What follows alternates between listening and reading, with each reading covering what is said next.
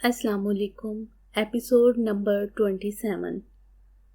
कमरे में मध्यम सी आवाज़ में म्यूज़िक चल रहा था। कमरे में मौजूद खिड़कियों के पट खुले हुए थे, जिससे ना सिर्फ ताज़ा ठंडी हवा अंदर दाखिल हो रही थी बल्कि सूरज की रोशनी भी कमरे को रोशन कर रही थी। सर्दियों के मौसम में ये चलने वाली ये ठंडी हवा हड्डियों में घुसती हुई मालूम होती थी। खिड़की के पास पेंटिंग फ्रेम रखे वो बहुत मसरूफ से अंदाज में पेंटिंग बना रही थी। उसकी शहद रंग जुल्फें दाएं बाएं शानों पर खुली हुई बिखरी हुई थी, जो कि खुली खिड़की से आती हवा से उड़कर इसे उसके काम में डिस्टर्ब कर रही थी। 2 मिनट बाद ही झुंझला कर अपने बाल चेहरे से हटाती और फिर दोबारा अपने काम में मशगूल हो जाती। दोनों बाजुओं को कोनियों तक मोड़े अपने सामने टेबल पर रखे मुख्तलिफ कलर्स में से वो अपना मतलूबा रंग ढूंढ रही थी। ज़ारा का दुपट्टा उसके पास ही सोफे पर पड़ा हुआ था। वो अपनी पेंटिंग बनाने में असहद मसरूफ थी। पेंटिंग बनाना, स्केचिंग करना ज़ारा हैदर का मशगला था, जो इसे इसकी हकीकत की दुनिया से बहुत दूर ले जाता था। वो जब खुद को बेहद मसरूफ करना चाहती तो मुख्तलिफ स्केचेस बनाती, पेंटिंग्स बनाती, जिसमें ज़्यादातर वो फेरी टेल्स के शहजादा शहजादियों के स्केच बनाती। ज़ारा की महरूती उंगलियां ब्रश थामे बहुत तेजी से पेंटिंग पर हरकत कर रही थी। ज़ारा की पेंटिंग किसी माहिर पेंटर की पेंटिंग मालूम होती थी। ये ज़ारा हैदर का हिडन टैलेंट था, जिससे फिलहाल वो बेखबर थी।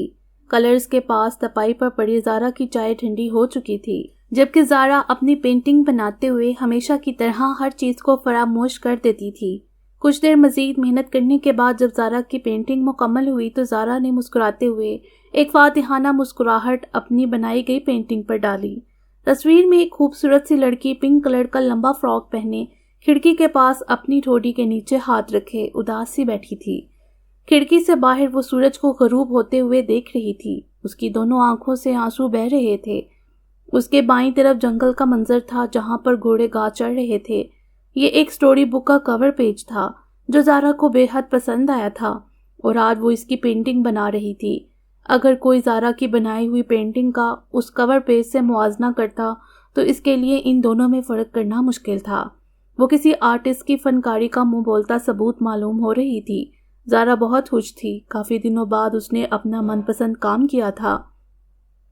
उसने अपनी ज़िंदगी का हर फैसला अल्लाह पर छोड़ दिया था। हदीद से नदामत का भी और राबिया बेगम से खुद से की गई ज़्यादती का भी, और खुद को खुश रखने का फैसला अब वो कर चुकी थी।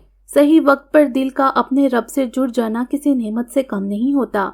ज़ारा जब पेंटिंग से नजरें हटाई तो इसे मालूम हुआ कि अपनी पेंटिंग बनाने के चक्कर में वो किस कदर अपने कमरे को गंदा कर चुकी थी। बेड पर डिफरेंट कलर्स के चार्ट बिखरे पड़े थे। तपाई पर रखे गए लिक्विड्स आधे फर्श पर गिरे हुए थे। खुद जब उसने एक नज़र अपने कपड़ों को देखा तो ज़ारा की शर्ट के दामन पर भी ग्रीन कलर लगा हुआ था। ज़ारा की कलाई पिंक कलर से तर थी, जो कि साथ ही बाजू को भी रंग रही थी। ज़ारा को ये सब देखकर कोफत हुई। ज़ारा बहुत सफाई और नफासत पसंद लड़की थी, लेकिन खुद बहुत फौहर थी। उफ, मेरे बालों पर भी कलर लग गया, मैं जल्दी से चेंज कर लेती हूँ। अगर अम्मी ने मुझे इस हुलिये में देखा तो अच्छी खासी डांट पड़ेगी। ज़ारा ने मिरर के पास आकर अपने बालों में लगे कलर को देखकर झुंझला कर कहा और नूरी को आवाज़ लगाते हुए अलमारी खोली। ज़ारा ने जैसे अलमारी खोली, उसमें से कपड़े फूलों की तरह निकलकर ज़ारा के कदमों में गिर गए। अब ये क्या मुसीबत है? अभी कल ही तो मैंने सारे कपड़े अच्छे से रखे थे। ज़ारा ने झुंझलाते हुए नीचे झुककर सारे कपड़े उठाए और सोफे पर रखे। काश मेरी 2-4 बहनें होती और मैं उन सब की छोटी बहन होती तो वो सब मेरे काम बहुत जल्दी कर देती। कम से कम मुझे ये अलमारी खुद ना सेट करनी पड़ती। ज़ारा ने एक बार इन सब कपड़ों को और फिर आधे अलमारी से बाहर झांकते कपड़ों को देखकर कहा, नूरी कहाँ हो तुम? जल्दी ऊपर आओ। ज़ारा ने कपड़े तय करने चाहे, लेकिन उसे किसी का दुपट्टा नहीं मिल रहा था तो किसी सूट का ट्राउज़र। तंग आकर ज़ारा ने दरवाजे के पास आकर नूरी को आवाज़ दी। क्या हुआ ज़ारा, कुछ चाहिए? माहम जो कि इसके कमरे में आ रही थी, ज़ारा को यूं नूरी को आवाज़ देते देखकर इससे पूछने लगी। नहीं, कुछ भी नहीं, ज़ारा ने माहम को देखकर नफ़ी में सर हिलाते हुए कहा। माहम ने एक नज़र ज़ारा के कमरे की हालत देखी और फिर ज़ारा को, जो अब ड्रेसिंग से कैचर ढूंढ रही थी अपने बालों में लगाने के लिए। माहम को ज़ारा का यूं खुद से कतराना बहुत बुरा लगा था। माहम ने आगे बढ़कर इसके बेड पर पड़े चार्ट्स को समेटना शुरू किया। जानती थी कि ज़ारा को फैलावा बिल्कुल भी पसंद नहीं है, उसे कोफत होने लगती है। پلیز ماہم چھوڑ دو، یہ سب میں خود کر لوں گی، زارا نے ماہم کے ہاتھ سے چارٹس لیتے ہوئے کہا۔ کتنی بڑی ہو مجھ سے۔ ماہم کی برداشت بھی یہاں تک تھی، وہ اب مزید زارا کو خود سے ناراض نہیں رہنے دے سکتی تھی۔ زارا نے اس کی بات اور اس کے انداز سے اس کی طرف نہ سمجھی سے دیکھا۔ یہ کیسا سوال ہے؟ زارا نے چارٹ چھوڑ کر ماہم کو دیکھتے ہوئے پوچھا۔ یہی پوچھ رہی ہوں کہ کتنی بڑی ہو یا خود کو بڑا سمجھنے لگ گئی ہو، ماہم نے اونچی آواز میں کہا۔ زارا کو اس کے انداز سے رونا آیا۔ جو بھی تھا، ماہم نے آج تک اس سے اس طرح بات نہیں کی تھی۔ زارا کی آنکھیں نم ہونے لگیں۔ اپنی حالت دیکھو، میرا اتنا سا تلخ رویہ تم سے برداشت نہیں ہوا، اور میری ماں کی اتنی فضول گوئی تم نے کیوں برداشت کی؟ کیوں ایک دفعہ بھی مجھ سے گلہ نہیں کیا؟ کیوں ان کے کہنے پر مجھ سے بات کرنا چھوڑ دیا؟ ماہم نے اس سے شکوہ کرتے ہوئے کہا۔ نہیں بتا سکتی تھی میں تمہیں، میں نہیں چاہتی تھی تم میری وجہ سے چچی سے بدگمان ہو، وہ مجھے پسند نہیں کرتی، زارا نے مایوسی اور بے بسی کی ملی جلی کیفیت سے کہا اور اپنا رخ دوسری طرف پھیر لیا۔ زارا ادھر دیکھو میری طرف، امی نے تم سے جو کچھ بھی کہا پلیز اسے بھول جاؤ، اگنور کرو۔ میں سوری کرتی ہوں امی کی طرف سے، پلیز زارا انہیں بڑی سمجھ کر معاف کر دو۔ میں مانتی ہوں ان کے لفظوں نے تمہارا بہت دل دکھایا ہے، لیکن میں وعدہ کرتی ہوں آئندہ کبھی وہ تمہیں کچھ نہیں کہیں گی، پرومس۔ ماہم نے زارا کے دونوں ہاتھ تھامتے ہوئے سمجھانے والے انداز میں کہا۔ تم کیوں سوری بول رہی ہو؟ اور میں چچی سے بھی ناراض نہیں ہوں، لیکن وہ مجھ سے اتنی نفرت کیوں کرتی ہیں ماہم؟ وہ پہلے تو ایسی نہیں تھی۔ زارا نے بے چینی سے ماہم کو دیکھ کر پوچھا۔ ماہم کے پاس زارا کی اس بات کا کوئی جواب نہیں تھا۔ ایسا کچھ نہیں ہے زارا، میں نے کہا نا آج کے بعد وہ تم سے ایسے بات نہیں کریں گی، ماہم نے پیار سے اس کے چہرے پر آئے بال سنوارتے ہوئے کہا۔ اور خبردار جو تم آئندہ مجھ سے خفا ہوئی، بڑے ابو سے شکایت کروں گی میں تمہاری، ماہم نے زارا کی چھوٹی سی ناک کو پیار سے ہلکا سا کھینچتے ہوئے کہا۔ سوری ماہم، زارا نے اپنے دونوں کان پکڑتے ہوئے معصومیت سے کہا۔ اف، میری سنو وائٹ کو سوری کرنا بھی آتا ہے؟ ماہم کو اس کے انداز پر پیار آیا۔ اس نے اس کے دونوں ہاتھ کان سے ہٹاتے ہوئے زارا کو گلے لگایا۔ تم نے مجھے مس کیا؟ زارا نے ماہم سے علیحدہ ہو کر پوچھا۔ آف کورس یار، دیکھا نہیں تھا میرے چہرے پر 24 گھنٹے 12 بجے رہتے تھے، ماہم نے اداسی سے کہا تو زارا اس کی بات پر مسکرا دی۔ میں نے بھی تمہیں بہت مس کیا، زارا نے پیار سے ماہم کے دونوں گال کھینچتے ہوئے کہا، جس پر ماہم مسکرا دی۔ یہ کیا بنایا ہے تم نے؟ ماہم نے دلچسپی سے پینٹنگ کے پاس آ کر پوچھا، جبکہ پینٹنگ کو دیکھ کر ماہم کی آنکھوں میں بے اختیار ستائش ابھری تھی۔ Is it Assam? O my God زارا، اتنی پرفیکشن، ویل ڈن، تم ایک دن مشہور پینٹر بنو گی، یہ لکھوا لو مجھ سے، ماہم نے داد دینے والے انداز میں کہا۔ یہ تو بس ایسے ہی بنائی میں نے، زارا نے بھی پینٹنگ کے پاس آتے ہوئے ایک نظر اپنی بنائی ہوئی پینٹنگ کو دیکھ کر کہا۔ یہ اتنی ٹھنڈ میں تم نے اپنے کمرے کی کھڑکی کیوں کھولی ہوئی ہے لڑکی؟ کیا بنے گا تمہارا؟ ماہم نے کھڑکی پر نظر پڑتے ہی فوراً بند کرتے ہوئے زارا کو دیکھ کر ہلکی سی ہفکی سے کہا، اور تم نے جرسی بھی نہیں پہنی، میڈم بیمار ہونے کے ارادے ہیں، بڑی امی دیکھے گی تو بہت ناراض ہوں گی، اور یہ کپڑوں کا کیا حال کیا ہے زارا تم نے؟ ماہم نے اس کی لاپرواہی پر اسے دیکھ کر کہا۔ ہاں بس میں چینج کرنے ہی جا رہی تھی، زارا نے ماہم کے یوں خفا ہونے پر تھوڑا شرمندہ ہوتے ہوئے کہا، اور صوفے پر پڑے اپنے کپڑے الماری میں رکھنے لگی۔ تم جاؤ شاور لو جا کر، میں تب تک تمہارا کمرہ سیٹ کر دیتی ہوں، ماہم نے اس کے ہاتھ سے سارے کپڑے لیتے ہوئے کہا۔ نہیں ماہم، تم رہنے دو، نوری کر لے گی، زارا نے اسے منع کرنا چاہا۔ زارا تم نے مجھے اب اپنا کوئی بھی کام کرنے سے روکا نا تو میں سچ مچ تم سے ناراض ہو جاؤں گی اور کبھی بات نہیں کروں گی، ماہم نے خفگی سے کہا۔ اوکے ٹھیک ہے، نہیں کرتی منع، زارا اس کے ناراض ہونے پر فوراً بولی تھی، اور الماری کی دوسری طرف سے اپنا ایک ہینگ شدہ سوٹ نکال کر چینج کرنے چلی گئی، جبکہ پیچھے ماہم اس کا بکھرا ہوا کمرہ سنوارنے میں لگ گئی۔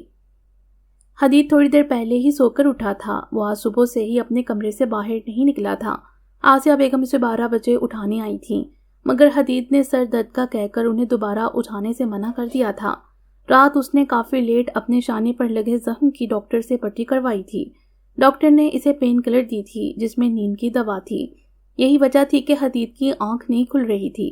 وہ اب بڑی مشکل سے شام 4 بجے بستر سے اٹھا تھا۔ ڈاکٹرز نے اسے کافی ہیوی ڈوز دی تھی جس کی وجہ سے وہ اب تک بے خبر سوتا رہا۔ گھر میں حدید نے کسی کو بھی اپنی چوٹ کا پتہ نہیں چلنے دیا تھا، ورنہ مصطفیٰ صاحب تو اس کی چوٹ پر گھر میں ڈاکٹرز کا ہجوم اکٹھا کر دیتے۔ فریش ہونے کے بعد حدید اپنے ڈریسر کے پاس کھڑا لائٹ پیچ کلر کی شرٹ پہن رہا تھا جب ہادی دروازہ کھول کر اندر آیا۔ حدید نے جلدی سے اپنی شرٹ کے اوپر والے بٹن بند کیے۔ مگر ہادی اس کے شانے پر بندی پٹی دیکھ چکا تھا۔ یہ کیا ہوا ہے تمہارے کاندھے پر؟ دکھاؤ مجھے۔ ہادی نے بے چینی سے حدید کی طرف بڑھتے ہوئے اس کا کالر پیچھے کرتے ہوئے دیکھنا چاہا۔ کچھ نہیں ہوا، بس معمولی سی چوٹ ہے، حدید نے ریلیکس سے انداز میں اس کے ہاتھ اپنے کالر سے ہٹاتے ہوئے کہا۔ یہ لگی کیسے؟ مجھے دیکھنے تو دو، ہادی نے بے چینی سے کہا۔ حدید میں جان بستی تھی ہادی کی، اسے کوئی چوٹ لگے اور ہادی فکر مند نہ ہو، ایسا ہو ہی نہیں سکتا تھا۔ یار کہہ رہا ہوں نا معمولی سی چوٹ ہے، کیوں اتنا پریشان ہو رہے ہو؟ حدید نے تھوڑا جھنجھلاتے ہوئے کہا، جبکہ اس کا لہجہ سخت نہ تھا۔ وہ پچھلے کچھ دنوں سے خاصا چڑچڑا سا ہو گیا تھا، چھوٹی چھوٹی باتوں پر اب حدید کو بہت غصہ آتا تھا۔ تم سچ کہہ رہے ہو نا، یہ واقعی معمولی سی چوٹ ہے؟ ہادی نے ڈریسنگ ٹیبل سے ٹیک لگاتے ہوئے اپنے سامنے کھڑے بال برش کرتے حدید سے کہا۔ اسٹامپ پیپر لے آؤں، اس پر لکھ دیتا ہوں، حدید نے بظاہر بڑے آرام سے کہا، جبکہ یہ طنز تھا۔ حدید نے گھر میں کسی کو بھی پتہ نہیں چلنے دیا تھا، یہ صرف ہادی ہی تھا جو کہ اس کے روم میں بغیر اجازت داخل ہوتا تھا، جبکہ کسی اور کو بغیر نوک کیے اندر آنے کی اجازت نہیں تھی۔ تو اتنا تپا ہوا کیوں ہے؟ کس پر غصہ ہے؟ ابھی تک غصہ ہے یا اپنا غصہ نکال چکا ہے؟ ہادی حدید کی رگ رگ سے واقف تھا۔ پتہ نہیں، حدید نے مختصر سا جواب دیا اور ڈریسنگ ٹیبل پر پڑی اپنی واچ پہننے لگا، شاید وہ باہر جانے کے لیے تیار ہو رہا تھا۔ ہادی اس کے مختصر جواب پر سے گھورتا ہوا جا کر صوفے پر بیٹھ گیا اور حدید کی تیاری دیکھنے لگا، جو کہ اب اپنے بیڈ سے تکیے ادھر ادھر کرتے ہوئے اپنا موبائل تلاش کر رہا تھا۔ حدید نے موبائل ملتے ہی اسے چارجنگ پر لگایا اور آ کر ہادی کے ساتھ صوفے پر بیٹھا۔ یوں نہیں گئے تھے آج؟ حدید نے عام سے انداز میں پوچھا۔ اب وہ خود کو کافی کام ڈاؤن کر چکا تھا۔ نہیں، ہادی نے یک لفظی جواب دیا۔ وہ کل شام عمل کو ڈراپ کرنے کے بعد انتہائی غصے میں یوں ہی سڑکوں پر گاڑی دوڑاتا رہا، اسے رہ رہ کر حماد کی باتیں، بار بار اس کو عمل کو مخاطب کرنا یاد آ رہا تھا۔ اگر وہ اس کی منگیتر تھی تو پھر اس کے ڈیڈ نے کیوں عمل کی شادی اس سے کروائی؟ اگر عمل بھی اسے پسند کرتی تھی تو پھر آخر ایسی کیا وجہ تھی جو عمل کی شادی اس سے کروا دی گئی؟ ہادی کو ان سب سوالوں کے جواب نہیں مل رہے تھے، یہی وجہ تھی کہ وہ عمل کو صبح سے اگنور کر رہا تھا۔ ہادی صبح 6 بجے ہی گھر سے نکل گیا تھا تاکہ عمل کو ڈراپ نہ کرنا پڑے، اور نہ ہی وہ دوپہر کو اسے پک کرنے گیا تھا۔ ہادی نے اپنی گاڑی خراب ہونے کا بہانہ بنا کر اپنے ڈیڈ کو اسے پک نہ کرنے کی وجہ بتا دی تھی۔ عمل کیسی ہے؟ حدید نے غور سے ہادی کا چہرہ دیکھتے ہوئے پوچھا۔ صاف ظاہر تھا کہ وہ کسی بات کو لے کر الجھا ہوا ہے۔ مجھے کیا پتا، ہادی نے اسپاٹ سے انداز میں شانے اچکاتے ہوئے کہا۔ کیوں، تم نے گھر بدل لیا ہے یا عمل کسی دوسرے گھر میں رہتی ہے؟ حدید نے بھی اسی کے انداز میں پوچھا۔ کل جب عمل نے روتے ہوئے اسے حماد کے بارے میں بتایا تھا تو شاید بے دہانی میں ہی وہ اس سے ہادی کی بے روحی کا بھی گلہ کر چکی تھی۔ حدید کو ہادی کی حرکت پر غصہ تو بہت آیا تھا، لیکن پھر اس نے ہادی سے اس معاملے میں بات کرنے کا سوچا تھا۔ میں کیوں گھر بدلوں گا؟ اور اگر اب عمل ایسا کرنا بھی چاہے تب بھی میں اسے ایسا نہیں کرنے دوں گا۔ ہادی کو ایک دفعہ پھر حماد کی بکواس یاد آئی تھی تو گویا اس نے اپنے لہجے سے ضبط کھوتے ہوئے کہا۔ مطلب کیا ہے تمہاری بات کا؟ میں سمجھا نہیں۔ حدید نے صوفے سے ٹیک لگاتے ہوئے ہادی کو دیکھ کر پوچھا۔ مطلب یہ کہ میں نے تمہیں کہا نا کہ ضرور عمل نے ہی کچھ کیا ہوگا جو ڈیڈ یوں اچانک اس کی مجھ سے شادی کروانا چاہتے ہیں۔ تمہیں پتہ ہے اس کی پہلے ہی کسی کے ساتھ منگنی ہوئی تھی، یہی نہیں وہ اپنے سابقہ منگیتر کے ساتھ ابھی بھی بات کرتی ہے، اس سے ملتی ہے۔ کل میں نے خود اسے حماد کے ساتھ ملاقاتیں کرتے ہوئے دیکھا۔ مجھے تو لگتا ہے کہ ڈیڈ مجھ سے بالکل بھی پیار نہیں کرتے، اسی لیے میری عمل جیسی لڑکی سے شادی کروا دی جو اب تک اپنے سابقہ منگیتر سے محبت کرتی ہے۔ اور انف از انف ہادی، خبردار جو تم نے ایک اور لفظ بولے۔ حدید کو ہادی کی بے وقوفی میں گڑھی کہانی پر از حد غصہ آیا۔ حدید نے ضبط سے انگلی اٹھا کر وارن کرتے ہوئے اسے دیکھ کر کہا۔ کیا غلط بولا ہے میں نے جو تم اب بھی اس کی سائیڈ لے رہے ہو؟ ہادی نے اس کے یوں ریاکٹ کرنے پر تنک کر کہا۔ دل کا رہا ایک زور سے تھپڑ لگاؤں تمہارے۔ حدید نے ہادی کی طرف تھوڑا سا جھکتے ہوئے اسے گھور کر کہا۔ کیا تم نے اس بارے میں ایک دفعہ بھی عمل سے پوچھا؟ ایک دفعہ بھی تم نے اسے بولنے کا موقع دیا؟ حدید نے ضبط سے ہادی کی آنکھوں میں اپنی آنکھیں گارتے ہوئے پوچھا۔ مجھے زہر لگتے ہیں وہ مرد جو خود تو باہر جو مرضی کرتے پھریں، لیکن اگر ان کی بیوی کسی غیر مرد سے بات کر رہی ہو یا اس کے پاس کھڑی ہو تو وہ بغیر اس کی بات سنے اسے اس کا کریکٹر سرٹیفکیٹ تھما دیں۔ حدید کا واضح اشارہ رباب کی طرف تھا، جس سے ایک پل کے لیے ہادی اسے نظریں چرا گیا۔ وہ بھی تو اپنا نکاح ہو جانے کے باوجود رباب سے رشتہ رکھنا چاہتا تھا، اس سے دوسری شادی کرنا چاہتا تھا۔ اگر عمل غلط تھی تو پھر یہ سب کس زمرے میں آتا تھا؟ کیا وہ صحیح کر رہا تھا؟ تمہیں پتہ ہے حماد کون ہے اس کا؟ کیا لگتا ہے عمل کا؟ حماد اس کا ڈر ہے، اس کا خوف ہے، جو پچھلے کئی سالوں سے نہ صرف عمل کی دولت بلکہ اس کی عزت کے بھی پیچھے پڑا ہوا ہے۔ ہادی نے بے یقینی سے حدید کی طرف دیکھا۔ میں تو حیران ہوتا ہوں کہ تم نے وہاں پر اس کی بکواس سنی کیسے؟ اسی وقت اس کا منہ توڑ دینا چاہیے تھا تمہیں۔ تم نے کل عمل کو اس کے ساتھ دیکھا تو کیا تمہیں اس کی موجودگی میں عمل کی آنکھوں میں چھپا ہوا ڈر دکھائی نہیں دیا؟ انکل عمل کو اس حماد سے بچانا چاہتے تھے، اس لیے اس کی تم سے شادی کی تاکہ وہ عمل کو ہمیشہ کے لیے اپنے پاس رکھ سکیں، جہاں اس کی عزت کو کوئی خطرہ نہ ہو، جہاں وہ سکون سے رہ سکے۔ لیکن تم نے اسے کبھی ایکسیپٹ ہی نہیں کیا، ہمیشہ اس کی ذات کی نفی کی، ہمیشہ عمل کے بارے میں نیگیٹو سوچا۔ ہادی بالکل سن بیٹھا، حالی نظروں سے حدید کو دیکھ رہا تھا، جبکہ حدید نے اسے وہ سب کچھ بتایا جو اسے ابراہیم صاحب نے بتایا تھا۔ حدید اپنی بات پوری کر کے وہاں پر مزید رکا نہیں تھا۔ اپنا چارجنگ پر لگا موبائل اتار کر وہ ہادی کی طرف پلٹا تھا، جو ابھی تک سٹیل سی پوزیشن میں بالکل خاموش بیٹھا تھا۔ مجھے اس بات کا ہمیشہ افسوس رہے گا ہادی کہ تم نے اسے ایسے ہی جانے دیا جس نے تمہیں تمہاری بیوی سے بدگمان کرنا چاہا۔ حدید نے افسوس سے ہادی کو دیکھتے ہوئے اپنی بات کہی اور کمرے کا دروازہ کھول کر باہر چلے گیا۔ شاید وہ ہادی سے ناراض ہو گیا تھا، تبھی وہاں پر مزید رکے کمرے سے باہر چلے گیا۔ ہادی کو حدید کی باتوں نے اندر تک جھنجھوڑ کر رکھ دیا تھا۔ کتنی زیادتی کی تھی اس نے آج تک عمل کے ساتھ۔ اس نے واقعی کبھی عمل کو ایکسیپٹ نہیں کیا تھا، بلکہ وہ تو ہمیشہ عمل کو ڈرامے باز کہتا تھا جو کہ اس کے ڈیڈ کی توجہ حاصل کرنا چاہتی ہو۔ اسے اب سمجھ آ رہا تھا کہ کیوں ابراہیم صاحب عمل کی اتنی فکر کیا کرتے تھے، اس کا اتنا خیال رکھا کرتے تھے۔ میں کسی کے باپ کا نوکر نہیں ہوں جو تمہیں پک اینڈ ڈراپ کرتا پھروں۔ ہادی کو اپنا عمل سے تلخ لہجہ یاد آیا تھا۔ اپنے گھر جاؤ بی بی اور ہماری جان چھوڑو۔ ہادی کو بے اختیار یاد آیا کہ اس کی اس بات سے عمل کی آنکھوں میں آنسو آئے تھے، جسے ہادی نے واضح طور پر ڈرامہ قرار دیا۔ میری ایک مجبوری ہے، جیسے ہی وہ ختم ہوگی میں اپنے گھر چلی جاؤں گی۔ اس نے اسے بتانے کی کوشش کی تھی، مگر ہادی اس کی مجبوریاں جاننے میں کوئی دلچسپی نہ تھی۔ ہادی کا دل ندامت کی گہرائیوں میں ڈوبنے لگا۔ اس نے عمل کو اتنا غلط سمجھا تھا جبکہ وہ ایسی نہیں تھی۔ جانے اس لڑکی نے کیسے اتنے سالوں سے یہ سب برداشت کیا تھا۔ ہادی کو خود سے وحشت ہونے لگی۔ اسے بے اختیار عمل کی بھیگی ہوئی آنکھیں یاد آئیں جب وہ اسے کچھ بتانا چاہتی تھی، لیکن ہادی نے اسے بولنے نہ دیا۔ وہ کل واپسی پر سارا راستہ روتی ہوئی آئی تھی، مگر ہادی نے اس کے رونے کو ڈرامہ سمجھا تھا۔ ہادی کو یہ سب سوچتے ہوئے اپنے سر میں ایک عجیب سا درد اٹھتے ہوئے محسوس ہوا۔ وہ اتنا برا تو نہیں تھا، یہ سب اس سے کیا ہو گیا تھا؟ ہادی بے اختیار اپنا سر دونوں ہاتھوں میں تھام کر بیٹھ گیا۔ ندامت ہی ندامت تھی جس نے ہادی کو گھیر لیا تھا۔ حدید کی باتوں نے ہادی کو اندر تک جھنجھوڑ کر رکھ دیا تھا۔ اس میں اس کی بھی تو غلطی نہیں تھی، اسے اس حقیقت سے ناآشنا رکھا گیا تھا۔ اچانک اس کی زندگی میں عمل کو داخل کر دیا گیا تھا جسے وہ ناپسند کرتا تھا۔ اگر ہادی کی جگہ کوئی اور بھی ہوتا تو شاید وہ بھی یہی کرتا۔ ہادی کی غلطی تھی تو وہ یہ کل جب عمل اسے خود سچ بتانا چاہتی تھی، اس نے اس کی بات سننے سے انکار کر دیا، الٹا اسے اپنا ہی فیصلہ سنا دیا۔ اسے عمل کی بات سننی چاہیے تھی۔ اگر وہ عمل کی بات سن لیتا تو اتنی بڑی غلط فہمی کا شکار نہ ہوتا۔ یہ سب کیا بکواس ہے؟ تمہاری ہمت کیسے ہوئی ہمیں دھوکہ دینے کی؟ ارسلان نے سخت غصے میں اپنے سامنے کھڑے شہیر کو دیکھتے ہوئے پوچھا۔ آج دوپہر کو ارسلان کو آفس میں ایک پارسل ڈیلیور ہوا تھا جس میں شہیر کی کسی جینیفر نامی لڑکی سے کورٹ میرج کے پیپرز تھے۔ ان پیپرز کے ساتھ ہی شہیر کی اس لڑکی کے ساتھ مختلف مقامات پر لی گئی 1-2 پکس تھیں، جسے دیکھ کر ارسلان کا بس نہیں چل رہا تھا کہ وہ شہیر کو زندہ زمین میں گاڑ دے۔ ارسلان بہت غصے سے آفس سے لیو لے کر گھر کے لیے نکلا تھا۔ گھر آ کر اس نے حیدر صاحب، عادل صاحب اور دادی کو یہ پیپرز دکھائے تھے۔ دادی کا غصہ بھی ارسلان سے کم نہ تھا۔ وہ ایک لمحے کی دیر کیے بغیر اس رشتے کو ختم کرنا چاہتی تھی۔ ارسلان حیدر صاحب اور عادل صاحب کے ساتھ اس وقت شہیر کے گھر پر موجود تھا اور انتہائی غصے میں سارے ڈاکومنٹس اور پکچر ٹیبل پر پھینکتے ہوئے شہیر سے استفسار کر رہا تھا۔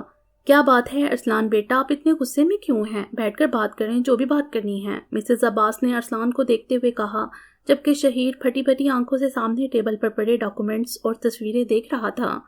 آپ یہی بات اپنے بیٹے سے کیوں نہیں پوچھتی؟ ارسلان نے شہیر کو دیکھتے ہوئے مسز عباس سے کہا۔ مسٹر عباس اس وقت گھر پر نہیں تھے۔ بس ہمیں اب مزید کسی سے کچھ بھی پوچھنے کی ضرورت نہیں ہے۔ آپ ہماری طرف سے یہ رشتہ ختم ہی سمجھیں۔ ہمیں مزید آپ لوگوں سے کوئی تعلق نہیں رکھنا، حیدر صاحب نے دو ٹوک انداز میں کہا۔ لیکن بھائی صاحب ہوا کیا ہے؟ پلیز آپ لوگ بتائیں تو صحیح، کیا کیا ہے شہیر نے؟ مسز عباس نے کنفیوزڈ ہو کر حیدر صاحب کو دیکھتے ہوئے پوچھا۔ آپ کا بیٹا پہلے ہی سے شادی شدہ ہے، بلکہ یہ کہنا مناسب ہوگا کہ طلاق یافتہ ہے، اور پھر بھی اس انسان کی اتنی ہمت کہ یہ میری بہن کو دھوکہ دینے چلا تھا، میری زیارہ کی زندگی برباد کرنے چلا تھا۔ ارسلان نے ضبط سے اپنی مٹھیاں بھینچتے ہوئے کہا، جبکہ دل تو کر رہا تھا کہ وہ شہیر کا منہ توڑ دے۔ مسز عباس نے ارسلان کی بات سن کر حیرت سے اپنے منہ پر ہاتھ رکھا اور بے یقینی سے شہیر کو دیکھنے لگی۔ ارسلان چلو یہاں سے۔ عادل صاحب نے ارسلان کے کاندھے پر ہاتھ رکھتے ہوئے اسے وہاں سے چلنے کا کہا، جو کھا جانے والی نظروں سے شہیر کو گھور رہا تھا۔ ایک منٹ ارسلان، میری بات سنو، یہ شادی مجھے مجبوری میں کرنی پڑی تھی، صرف 2 ماہ کے لیے۔ میں زارا کو دھوکہ نہیں دینا چاہتا تھا، میں تو اسے سچ میں پسند کرنے لگا ہوں، میں اسے بہت خوش۔ اس سے آگے شہیر کچھ بولتا ارسلان کا ہاتھ اٹھا تھا اور شہیر کے گال پر نشان چھوڑ گیا تھا۔ عادل صاحب نے آگے بڑھ کر اپنے بھانجے کو تھاما تھا، جو کہ ایک کے بعد دوسرا تھپڑ بھی شہیر کو مارنے کا ارادہ رکھتا تھا۔ آج کے بعد اپنی زبان سے میری معصوم بہن کا نام بھی مت لینا، ورنہ مجھ سے برا کوئی نہیں ہوگا۔ مجھے اپنی بہن کے لیے استعمال شدہ چیزیں پسند نہیں، اس بات کو اپنے ذہن میں رکھنا۔ ارسلان اسے باور کروانے والے انداز میں اپنی بات کہتا وہاں سے چلے گیا۔ اس کے جاتے ہی عادل صاحب اور حیدر صاحب بھی باہر نکلے تھے۔ شہیر نے ان کے جانے کے بعد اپنی ماں کی طرف دیکھا تھا، جو کہ ملامتی نظروں سے اسے دیکھ رہی تھیں۔ شرم آنی چاہیے تمہیں شہیر، کتنا بے عزت کیا ہے تم نے مجھے خاندان والوں کے سامنے۔ زارا کی دادی کی پورے خاندان میں ایک عزت ہے، ان کا مقام ہے، تم نے مجھے ان سے نظریں ملانے کے قابل بھی نہیں چھوڑا۔ مسز عباس افسوس سے اسے دیکھ کر کہتی ہوئی اپنے کمرے کی طرف چلی گئیں۔ موم رکیے، میری بات تو سنیے۔ شہیر نے انہیں کتنی ہی آوازیں دیں لیکن وہ وہاں سے جا چکی تھیں۔ شہیر نے غصے سے ٹیبل پر پڑے ڈاکومنٹس اور پکس اٹھا کر زمین پر پھینکے۔ اسے سمجھ نہیں آ رہا تھا یہ سب ڈاکومنٹس ارسلان کے ہاتھ کیسے لگے، کیونکہ اس کی صرف ایک کاپی شہیر کے لیپ ٹاپ میں تھی اور یہ پکس اس کے موبائل میں تھی۔ نہیں، میں زارا حیدر کو اتنی آسانی سے نہیں جانے دوں گا، دل آ گیا میرا اس پر، اسے ہر حال میں میرا ہونا پڑے گا۔ شہیر نے اپنے بال دونوں مٹھیوں میں جکڑے ہوئے کہا۔ اسے ارسلان سے تھپڑ کھا کر بھی کوئی سبق حاصل نہیں ہوا تھا، اس کے ذہن میں فقط زارا کا حسین چہرہ گھوم رہا تھا، اس کے چہرے کی معصومیت، اس کی شخصیت کی نازکی۔ شہیر ان سب کو فراموش نہیں کر سکتا تھا۔ کہاں جا رہے ہو ہادی؟ ہادی جیسے ہی گھر کے اندر داخل ہوا، سائرہ بیگم نے اپنے کمرے میں جاتے دیکھ کر پیچھے سے آواز دیتے ہوئے پوچھا۔ اپنے روم میں جا رہا ہوں، ہادی نے مختصر سا جواب دیا اور دوبارہ سیڑھیوں کی طرف بڑھنے لگا۔ ہادی، تم آج سارا دن کہاں غائب رہے؟ کوئی احساس ہے تمہیں صبح 7 بجے گھر سے نکلے ہو اور رات کے 9 بجے تم واپس آ رہے ہو، اور یہ کیا حلیہ بنایا ہوا ہے تم نے؟ سائرہ بیگم نے اس کی لاپرواہی پر اسے ڈانٹتے ہوئے کہا، اور پھر جب نظر اس کے بکھرے ہوئے حلیے پر پڑی، ہادی کے بال بکھرے ہوئے تھے، براؤن جیکٹ ہاتھ میں پکڑی ہوئی تھی اور اپنی شرٹ کی دونوں سلیوز کونیوں تک موڑی ہوئی تھی۔ وہ کافی رف سے حلیے میں تھکا تھکا سا معلوم ہو رہا تھا، تو انہوں نے اسے گڑکنا ضروری سمجھا۔ موم، پلیز آپ بھی ڈیڈ کی طرح لیکچر دے رہی ہیں، اور مجھے فی الحال کوئی لیکچر نہیں سننا، ہادی نے دھیمی آواز میں بیزاری سے کہا۔ اپنے ڈیڈ کی تو تم بات ہی مت کرو، بہت غصہ ہے وہ تم پر۔ صبح تم عمل کو لے کر کیوں نہیں گئے ہاسپٹل؟ تمہارے ڈیڈ خود چھوڑنے گئے ہاسپٹل، اور نہ ہی تم اسے پک کرنے گئے۔ تمہارے ڈیڈ نے تمہیں ایک بچی کی ذمہ داری دی تھی اور تم وہ بھی احسن طریقے سے پوری نہ کر سکے۔ آخر تمہیں اپنی ذمہ داریوں کا احساس کب ہوگا؟ سائرہ نے خفگی سے ہادی کو دیکھ کر کہا۔ وہ اسے جتنا ابراہیم صاحب کی ڈانٹ سے بچانا چاہتی تھی، ہادی اتنا ہی غیر ذمہ داری کا مظاہرہ کرتا۔ مام، ایک کام تھا اس لیے مجھے جلدی جانا پڑا، آپ لوگ تو پیچھے ہی پڑ جاتے ہیں، سوری آج کے لیے، آئندہ نہیں کروں گا ایسے۔ ہادی نے جھنجھلا کر اپنی بات پوری کی۔ اسے پہلے ہی حدید کی ساری باتوں سے اپنا آپ مجرم لگ رہا تھا، جانے عمل اب اسے معاف کرے گی یا نہیں۔ ہادی کو رہ رہ کر اس بات کی فکر ہو رہی تھی۔ اچھا ٹھیک ہے، بس آگے سے دھیان رکھنا۔ کھانا کھایا ہے؟ سائرہ بیگم نے اس کا اترا ہوا چہرہ دیکھ کر فوراً نرم لہجے میں پوچھا۔ ہادی نے ان کے پوچھنے پر معصومیت سے اپنے سر کو نفی میں ہلایا۔ جاؤ جلدی سے فریش ہو کر آؤ، میں کھانا لگواتی ہوں تمہارے لیے، سائرہ بیگم نے اسے دیکھ کر کہا اور کچن کی طرف بڑھ گئیں۔ ہادی مایوسی سے چھوٹے چھوٹے قدم اٹھاتا اپنے کمرے کی طرف بڑھ گیا، جبکہ اس کی نظریں سیڑھیوں کی بائیں طرف موجود عمل کے کمرے کی طرف تھیں، جس کا دروازہ بند تھا۔ ہادی کی ہمت ہی نہیں ہو رہی تھی کہ وہ عمل سے جا کر سوری کرے، اس سے بات کرے۔ کل اتنی بری طریقے سے اس نے عمل کو جھڑکا تھا، اپنا غصہ نکالا تھا، وہ اب اس کی طرف دیکھنا بھی پسند نہیں کرے گی۔ سائرہ بیگم کچن میں ہادی کے لیے کھانا نکال رہی تھی جب عمل اپنے لیے کافی بنانے کچن میں آئی۔ عمل کو ہاسپٹل سے کام ملا ہوا تھا جو اسے لیٹ نائٹ جاگ کر پورا کرنا تھا۔ میں بنا دیتی ہوں بیٹا، تم رہنے دو، سائرہ بیگم نے اسے دیکھتے ہوئے کہا۔ رات کو 8 بجے ہی ملازم ڈنر تیار کرنے کے بعد اپنے کوارٹر میں چلے جاتے تھے۔ سائرہ بیگم نے عمل کو کافی بناتا دیکھ کر محبت سے کہا، نہیں موم، اس کی ضرورت نہیں، میں بنا لوں گی، عمل نے بھی مسکرا کر ان کی طرف دیکھ کر کہا، چلو جیسے تمہاری مرضی۔ سائرہ بیگم اسے بول کر ہادی کے لیے کھانا گرم کر کے ٹیبل پر رکھنے لگیں۔ 10 منٹ گزر چکے تھے مگر ہادی نیچے نہیں آیا تھا۔ عمل اپنی کافی کا کپ لے کر کچن سے جانے لگی جب سائرہ بیگم نے اسے التجائی انداز میں کہا، عمل ذرا ہادی کو تو بلا لاؤ، کھانا ٹھنڈا ہو رہا ہے لیکن ابھی تک نیچے نہیں آیا، بہت لاپرواہ ہے۔ سائرہ بیگم نے ہادی کی لاپرواہی پر اسے گھڑکتے ہوئے کہا۔ عمل کا دل کر رہا تھا کہ وہ صاف انکار کر دے، جتنا غصہ اسے ہادی پر تھا وہ اس کا سامنا نہیں کرنا چاہتی تھی، مگر سائرہ بیگم کی بات پر وہ محض سر ہلا کر رہ گئی۔ اپنا کافی مگ ڈائننگ ٹیبل پر رکھ کر عمل سیڑھیوں کی طرف بڑھی۔ ہادی کے آدھے کھلے کمرے کا دروازہ پورا کھول کر عمل نے ڈریسنگ ٹیبل کے پاس کھڑے ہادی کو دیکھا جو شاید ابھی شاور لے کر نکلا تھا۔ آرام دہ کپڑوں میں ملبوس وہ اپنے گیلے بالوں کو برش کر رہا تھا۔ تمہیں موم بلا رہی ہے، عمل نے زور سے اس کے دروازے پر دستک دیتے ہوئے اس کی توجہ اپنی طرف کروائی اور سپاٹ سے چہرے سے اسے ایک نظر دیکھ کر اپنی بات کہی۔ ہادی نے اس کے دروازہ نوک کرنے پر گردن موڑ کر عمل کو دیکھا۔ عمل رکو، مجھے تم سے بات کرنی ہے۔ عمل اپنی بات کہہ کر کمرے سے باہر جانے لگی جب ہادی نے فوراً ہی انتہائی نرمی سے اس کا ہاتھ پکڑ کر کہا۔ اس کے یوں ہاتھ پکڑنے پر عمل نے پیچھے مڑ کر غصے سے اسے دیکھا تھا۔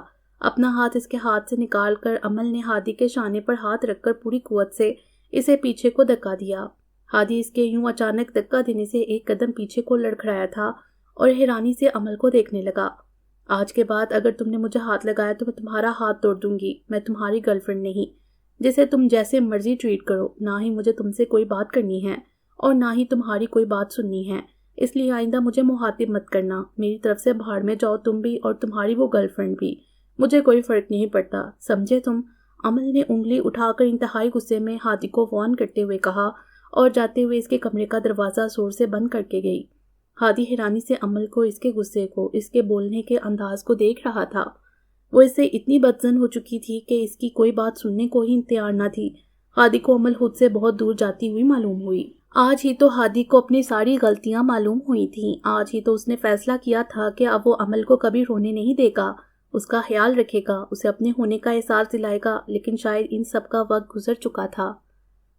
میں تمہیں منا لوں گا عمل، تمہاری ساری غلط فہمیوں کو دور کر دوں گا، میں ہر چیز ٹھیک کر دوں گا، اپنے ہر رویے کی تم سے معافی مانگوں گا، مگر تمہیں خود سے دور نہیں جانے دوں گا۔ ہادی نے بند دروازے کو دیکھ کر کہا اور ایک سانس خارج کرتا کمرے سے باہر چلے گیا۔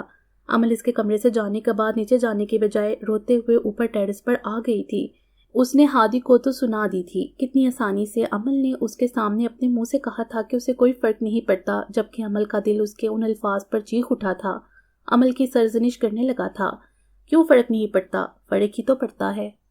تبھی تو اسے کل سے لے کر آج تک یہ بات اندر ہی اندر جلا رہی تھی کہ ہادی رباب کو اس پر پھونکے دیتا ہے اور اسے شادی کرنا چاہتا تھا۔ عمل کے لیے اپنی محبت کو کسی دوسرے کے لیے افسوس کرتے دیکھنا سننا بہت مشکل تھا۔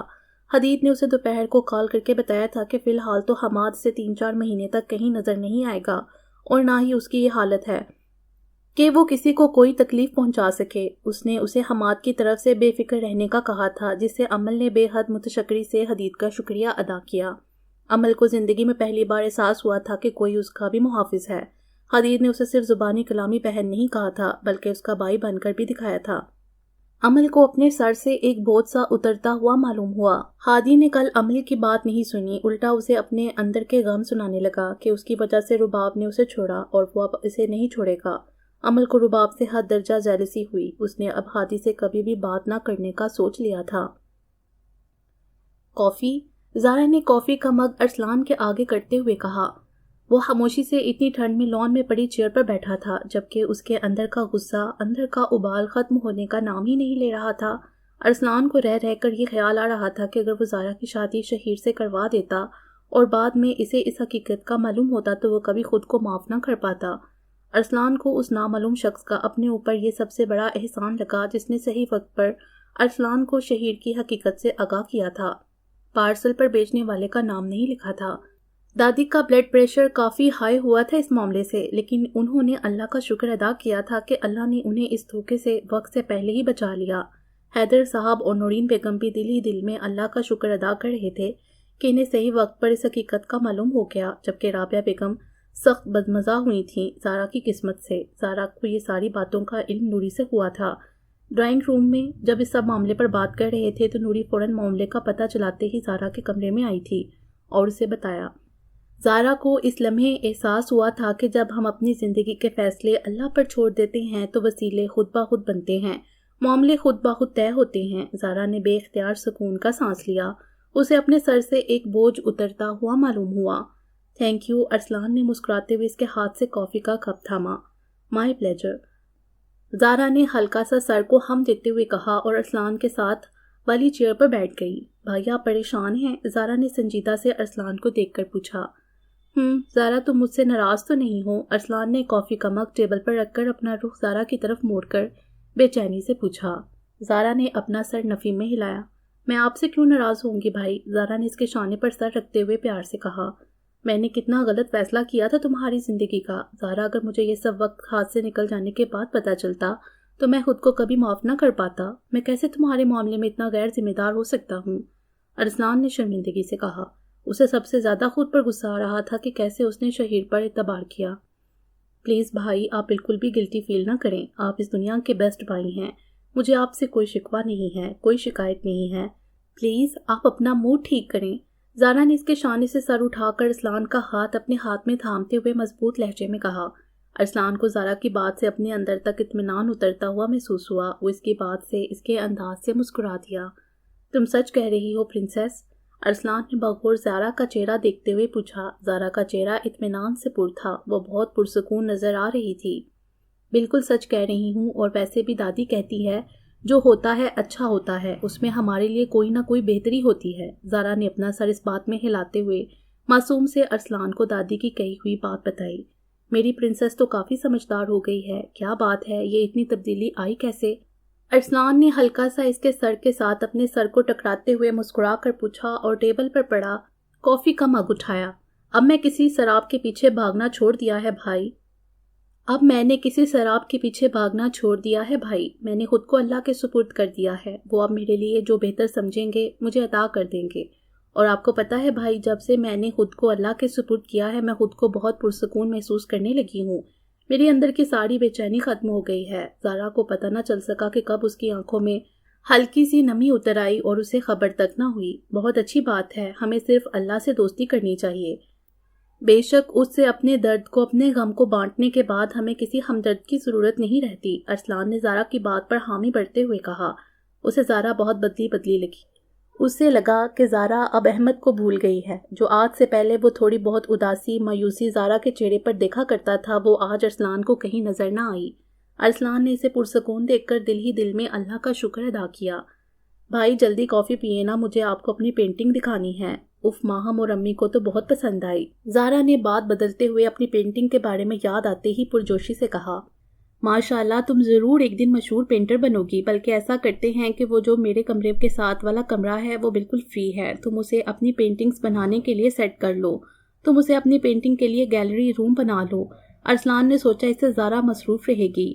یہ اچھا ہے، بس پھر آج صبح جانے سے پہلے امی کو کہہ دیجیے گا، باقی ماہم اور نوری روم سیٹ کرنے میں میری ہیلپ کر دے گی۔ بھائی مجھے نئے کلرز چاہیے، وہ مجھ سے ایک کلر ٹوٹ گئی تھی، زارا نے اداسی سے کہا، اور مجھے اتنی ساری اور بھی چیزیں کی ضرورت ہے۔ زارا کو جیسے جیسے جو یاد آ رہا تھا وہ ارسلان کو بتا رہی تھی، جبکہ ارسلان اس کے اس انداز پر مسکرا کر رہ گیا۔ صبح عاصم کے ساتھ جا کر لے آنا، اور ویسے بھی میرا کریڈٹ کارڈ تو تمہارے پاس ہی ہے پرنسس، کیا تمہارا میرا کریڈٹ کارڈ واپس کرنے کا ارادہ نہیں ہے؟ ارسلان نے اس کی مشکل آسان کرتے ہوئے کہا اور آخر پر شرارت سے پوچھا۔ بالکل، میرا آپ کا کریڈٹ کارڈ واپس کرنے کا کوئی ارادہ نہیں ہے، اب آپ سمجھیں آپ کا یہ کریڈٹ کارڈ میرا ہوا۔ زارا نے ہلکی سی ناک سکوڑ کر مغرور انداز میں کہا۔ ارسلان اس کے انداز پر کہکا لگا کر ہنسا تھا، وہ تو ایسے ہزاروں کریڈٹ کارڈ اپنی پرنسس پر وارنے کے لیے تیار تھا۔ اس کے بعد جیسے جیسے رات گہری ہو رہی تھی، لان میں سردی بھی مزید بڑھ رہی تھی۔ ارسلان اپنی کافی ختم کر کے زارا کے ساتھ اندر کی طرف بڑھ گیا۔ اب وہ پہلے سے کافی زیادہ پرسکون محسوس کر رہا تھا، اسے صرف زارا کی فکر تھی، اس کی پرواہ تھی، جو کہ اب پہلے سے مزید بڑھ گئی تھی۔ باقی انشاءاللہ اگلے ویڈیو میں۔ امید ہے آپ کو یہ ویڈیو پسند آئی ہوگی۔ ہمارے چینل کو سبسکرائب کریں اور بیل آئیکن کو پریس کر دیں ہمارے چینل کی لیٹسٹ اپڈیٹس حاصل کرنے کے لیے۔ شکریہ۔